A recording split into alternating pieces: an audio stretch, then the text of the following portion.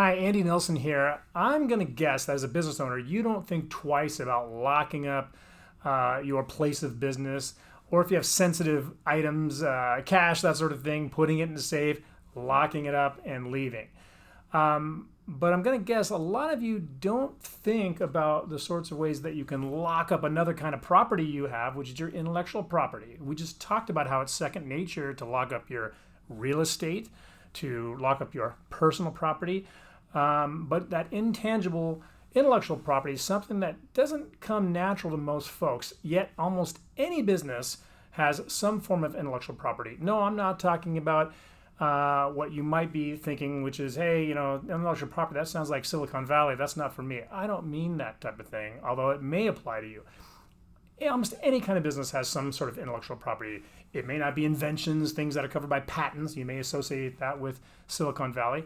It may be valuable deliverable content, whether it's audiovisual works. If you're an architect, it might be your drawings.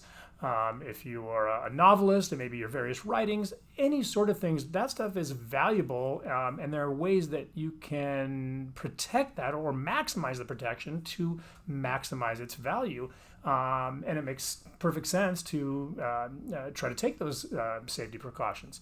Or your intellectual property might be as simple as your business name and your logos. Those may be very valuable if they've built up a lot of recognition in the eyes of consumers. Valuable intellectual property. But if you don't do certain things to secure that value, you can lose that value. So I'm going to leave you with this. By some resources, the top 3 brands in the world, in order would be, not in order, would be Amazon, Google, and Apple. And by many measures, I think most would say that the vast majority or a good majority of the value of those companies is tied up in their intangible intellectual property, not real estate, not inventory or physical items and pens and things like that. It may not be the case for you, but nonetheless, you're going to have personal property, most likely some kind of real estate, even if it's a leasehold, own property. The leasehold is a valuable asset.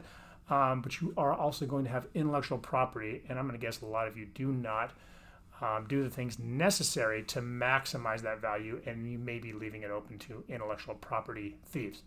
Point is, recapping this is, you, even as a small business owner, medium-sized business owner, you need to think about your intellectual property and about whether you are doing or taking the appropriate measures to safeguard that property for your business. Anyway, if you have any questions about this video, feel free to shoot me an email. Bye-bye.